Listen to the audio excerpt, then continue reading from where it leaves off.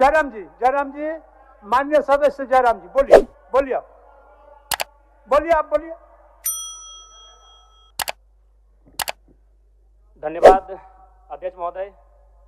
मैं माननीय राज्यपाल महामहिम के अभिभाषण की सराहना करने के साथ साथ अभिभाषण के विपक्ष में कुछ बातें रखना चाहता हूं।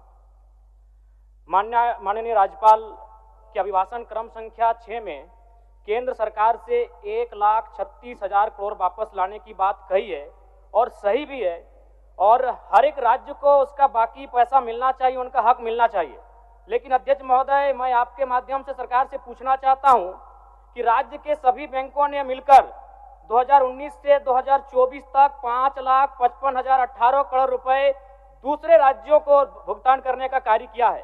बैंक में जो पैसा डिपॉजिट होता है वो दूसरे स्टेट को जाता है, और अगर अभी देखा जाए तो झारखंड का सीडी रेशियो मात्र 36% है, जबकि आप तुलनात्मक अध्ययन करें तो आंध्र प्रदेश का सीडी रेशियो 110 के आसपास होता है, तमिलनाडु का सीडी रेशियो 115 के आसपास होता है।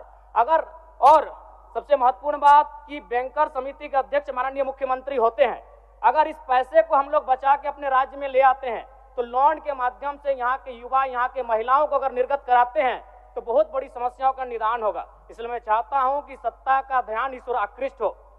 मैं आगे अध्यक्ष महोदय, राज्यपाल महोदय ने अपने अभिभाषण में शहीदों का जिक्र किया, शहीदों के विचारों को आत्मसात करने का जिक्र किया, लेकिन मैं कहना चाहता हूं कि शहीदों के उन्हें माला चढ़ाना, उनके विचारों को आत्मसात करने से कहीं ज्यादा जरूरी है शहीदों को सम्मान देना।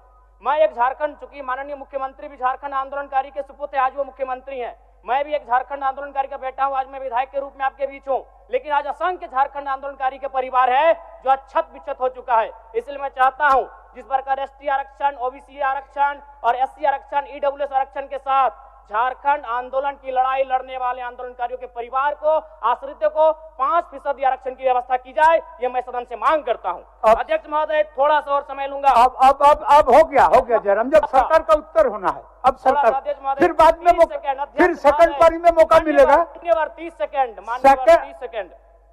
30 सेकंड चलिए बोल लीजिए। राज्यपाल महोदय के अभिभाषण में इको टूरिज्म डेवलपमेंट कॉर्पोरेशन निर्माण की बात कही है, जो कि सराहनीय है, और मैं चाहता हूं मेरे क्षेत्र में एक पारासनाथ में पुत्री गढ़ी आता है और तेलिया डैम आता है, उनका उस दिशा में भी डेवलपमेंट करने की दिशा में आगे बढ़ा जाए। और सबसे महत्वपूर्ण बात जो झारखंड के नाम में छुपा है, झाड़ और खंड, झाड़ यानी जंगल, खंड यानी जमीन भूभाग, ये एक बहुत बढ़िया संबोधन अभिभाषण रहा महोदय, जिसमें उन्होंने जीएम लैंड की जो रसीद 2017 में रोकी गई थी उसकी रसीद पुनः काटी जाएगी। लेकिन मैं साथ ही साथ यह भी चाहता हूं, क्योंकि झारखंड में जितने भी उद्योग स्थापित हैं, चाहे वो रांची का एचईसी हो, सिल्ली का हिंडाल्को हो, सरकार का उत्तर माननीय मुख्यमंत्री, यदि 20-25 वर्षों के बाद उन उद्योगों की जमीन खाली पड़ी है, माननीय मुख्यमंत्री को वापस कराई जाए, मैं आपसे ये मांग करता हूँ। धन्यवाद।